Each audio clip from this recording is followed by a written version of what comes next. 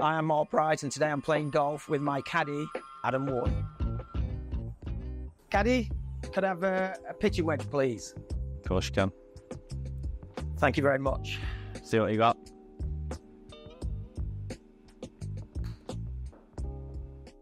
Still bad. Thank you very much. Are you aiming for that? Yeah, of course. Right, Adam, welcome back. Obviously, great time from joining the club to what happened in the summer. How did you feel about going to the Euros? I found out that I was obviously going to the pre-camp whilst I was on holiday, so that was a surprise. Yeah, I just tried to do as much as I could in the game and in training, and yeah, I made it to the Euros, so that all happened very fast, but no, it was buzzing to go, and it was a great experience. What did you take from it? Seeing all, obviously, the top players training day in, day out, the habits that they've got, just trying to take as much of the little things that they do that I can sort of try and take into my game. Did it seem surreal though? 1 minute you're watching these guys playing for the country and you're in the Championship, and then 16 games later in the Premier League, you're with them. When you look at it like that, yeah, definitely. No, like, if you asked me just before I signed, when I was at Blackburn, if I'd be going to Euros, I'd say, no chance. Do you know what I mean? Like, absolutely not. I always said that was just sort of a bonus. It was never in my mind. I was never thinking, oh, I need to get to the Euros. I need to try and get in the squad. So tell me about the step up from the Championship to the Premier League. Because I got a text from a player who plays in the Championship, and he said, Bri, I knew he was good. I didn't think he was that good. Obviously, the quality of the players, like, there's some unbelievable players in the Premier League. I think if you make mistakes in the Championship, sometimes you can get away with them, whereas in the Prem, you've got to get punished.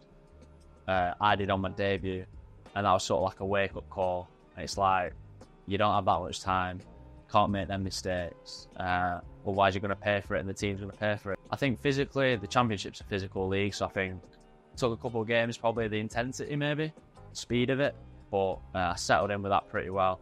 I mean, naturally, I like to play 1 and 2 touch. I'm not a dribbler. I'm not going to beat 2 people. I give it to the people who are going to beat 2 people. I think I'll have an 8, please, Caddy. 8? Get a bit further. Thank you very much.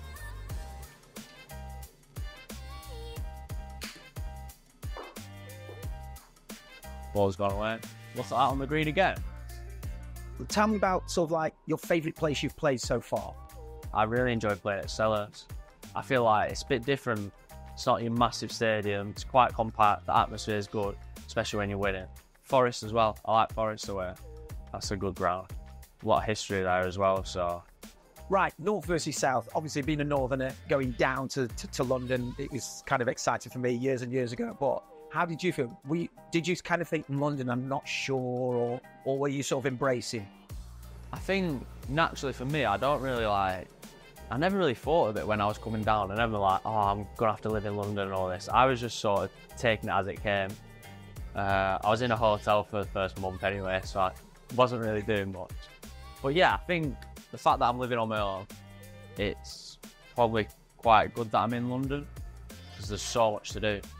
Like, I'm from the countryside up in Blackburn. It's like half the people that are there, you know them anyway. Whereas in London, nobody knows who you are.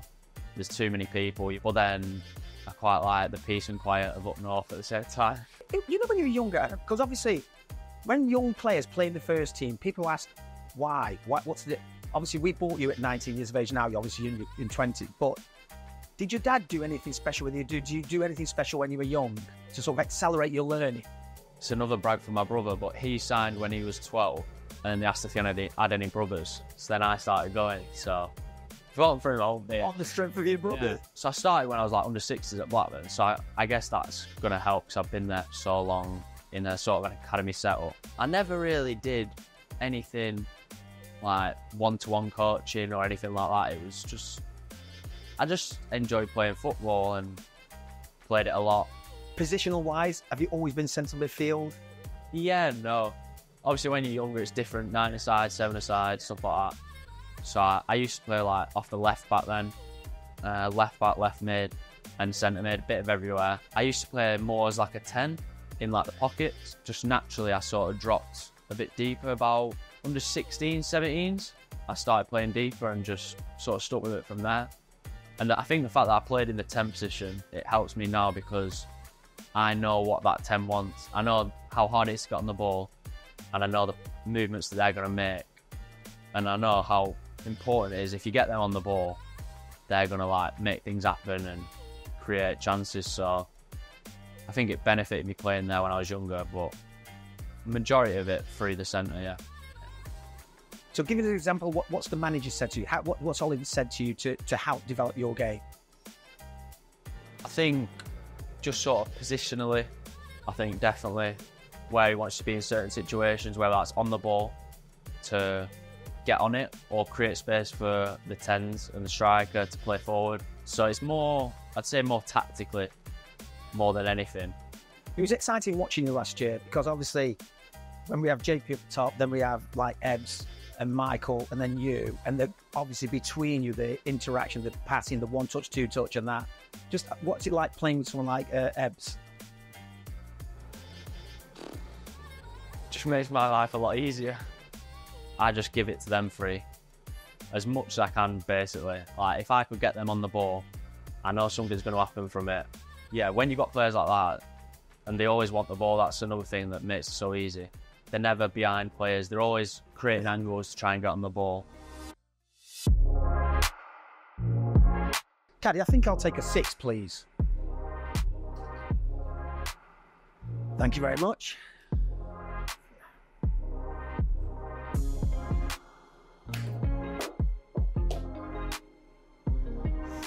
Nearly. Oh, he's only bounced one in. Yeah, bump and run. 93 points. Your own target. Do you set yourself a target? What do you do at the start of the season? Personally, I've never really been like, I have to do this, have to do that. I want to get this, want to get that. Like, it never really worked with me because I feel like if I say I want to get 5 goals this season, let's say, and I hit 5 goals, it's like, I've hit it now. Like, so unless it's like an unrealistic target or like the top target that you can possibly think of, I try not to set them. I just want to play as many games as I can because for me personally, stats don't really matter too much. I just try and make sure my performances are as high level as I can. Caddy, I'm going to take a 3-1 for my last shot. Go big.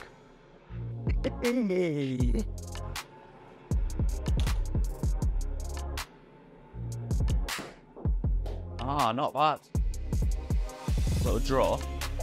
Oh. Points all round. Yeah, no, I'm so good. So yeah, message to the fans for this year. Hopefully we can continue the form from last year at the end, and hopefully it's a good season for everyone, players, staff, fans, club. Hopefully do better than last year. I'm going to go on record and say I think we're going to have a good cup run. Cup run? Yeah. That would be good actually, yeah. FA Cup. FA Cup or Caramel? Yeah. FA. FA? We've had a couple of goes at that, so we're 3rd time lucky. That'd be unreal. Get into Wembley. Get a big crowd on. That could be a target. Thanks for your time, mate. Cheers, thank you.